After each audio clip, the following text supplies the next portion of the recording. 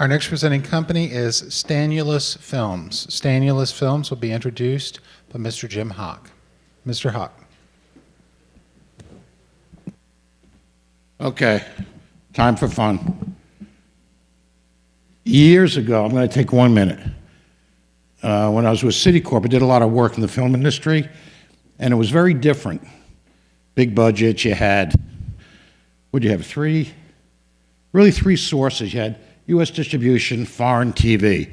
Today, it's a different ballgame. Low-budget films are where it's at. Steve's got it knocked. So I'll let him tell the story, but it's really fun, really economical, and the opportunity now is phenomenal. Steve, come on up.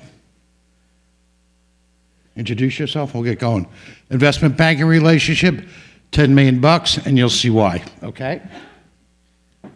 I'm glad I got to follow such a cheery subject. So it's I guess it's a business everybody's trying to die to get into, I guess, though. But anyway, Stanulis Films wants to welcome you to a whole new world where independent films can prosper like never before. My name is Bagori. And you greeted everybody else, so I figured I'd introduce myself. Right. Sorry. How rude of me. Tyler. Nice to meet you. Your girlfriend doesn't mind, you know, you're hanging out with my missing wife's sister. You guys know that Jess went missing on Clinton Road, right? That place is dark, man. Everybody knows that place is haunted. And you're gonna talk to Jess using this hocus pocus stuff in the woods? Not to be condescending, but in layman's terms, yes.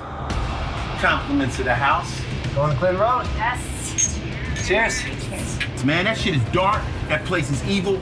Do not go there. I can hear her. I want to go home.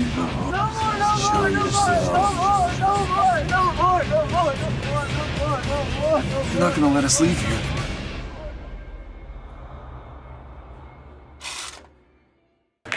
So that will be coming out in theaters in June of 2019. The cast is Ice-T, Eric Roberts, Vincent Pastore. The whole thing cost $200,000 to shoot from beginning to end. $200,000, okay? In that horror genre, a colossal failure worldwide with our distribution deal would be $3 million. In a colossal failure. So let me say that again. We shot the film for $200,000, and a colossal failure will be $3 million.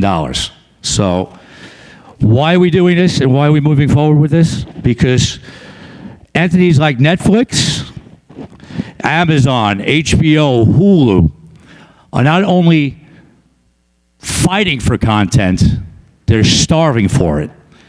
And with people like coming in with iTunes, you have now Fandango, Xbox, YouTube. Now, I was just brought to my attention today that Apple has just started a new platform. So never has there been an opportunity for the filmmaker and the creator to finally make a lot of money. So, how does Stanulis Films do their method?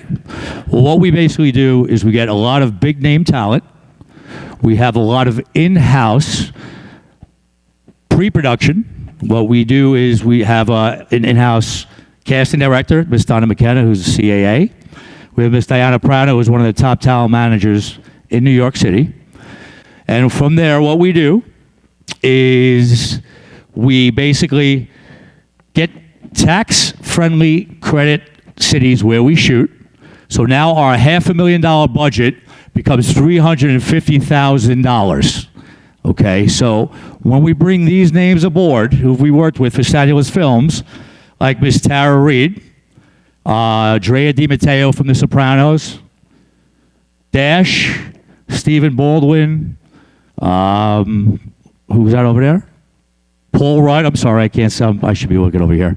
Ice-T, Eric Roberts, all of them,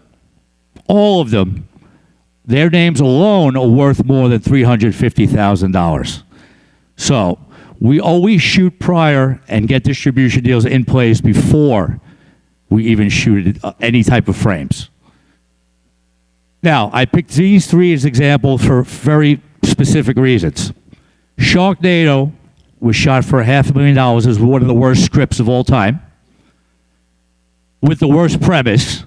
Tara Reid, who was actually here last night, it might be coming. She should be coming a little later.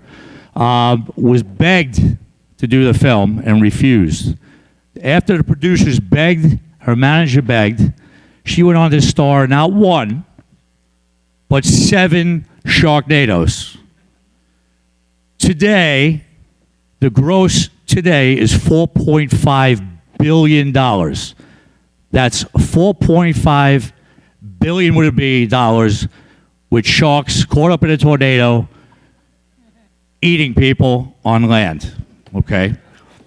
We also have the Blair Witch Project. I'm using these for examples, which was shot for $60K and made $250 million gross. And also we have Paranormal Activity, which was shot for $350,000 and grossed $193,000. But they were also picked up by Steven Spielberg's DreamWorks. So we have some films in our slate that we already have people like Blumhouse Entertainment, which is the biggest horror distributor in the world, looking into our films. We already have another film at Netflix. So we've talked about Clinton Road. Again, it was $200,000 to shoot. We got worldwide theatrical release, and a colossal failure will be $3 billion in the horror genre. We also just did a documentary on Lilo Brancato. For anybody who doesn't know Lilo, he was the star with Robert De Niro in The Bronx Tale. We shot it for $75,000. It's the #1 documentary right now on iTunes as we speak. We have just did the Hinsdale House, which is why I wanted to point out Paranormal Activity. The Hinsdale House was shot in the same fashion. We shot it for $100,000. We have a deal in place with Blumhouse Entertainment. Now, Hinsdale, if you Google, is a real house and is deemed this generation's Amityville horror. We shot the whole movie at the house. I did stage myself, yes, a little holy water. But the star of the movie on this particular film in the horror genre is the actual house. So, projections on this, again, a colossal failure could be anywhere from $3 to $10 million. The Networker, real quickly, $110,000. William Forsythe, Sean Young, Alicia Reiner. It's on every major platform as we speak right now. Netflix, iTunes, Hulu, Xbox, romantic comedy. The reason why I'm showing you these things is because I've done it. I'm shooting this shit, so I know I can do it. So that's why we're doing that. That's why I'm showing you this. And this is the latest film we did. It's called The Fifth Borough. It's going to Netflix. They're talking about turning it into a series. If not, they were looking to buy us out outright for a 7-figure deal. We shot that for $200,000. It stars Tara Reid, James Russo, Audrey Landers, Sean Young, Federico Castelluccio from The Sopranos, Mark John Jeffries. So the opportunities here are tremendous because we keep our budgets down. On our slated movie release, we're ready to start shooting in June, right, Donna? June. Chronicle of a Serial Killer. It's a psychological thriller in the vein of the movie Seven. I don't know if anybody ever seen the movie Seven. We have offers out right now to Heather Graham and Josh Hartnett. You do the numbers again. A $500,000 movie with the tax credit in New York City brings it down to $350,000. One of them alone are worth 10 times the amount of money than $350,000. We have 3 different platforms right now fighting for us to give us this content on this particular film. We have Red Money, which is also another big thing, is a TV series.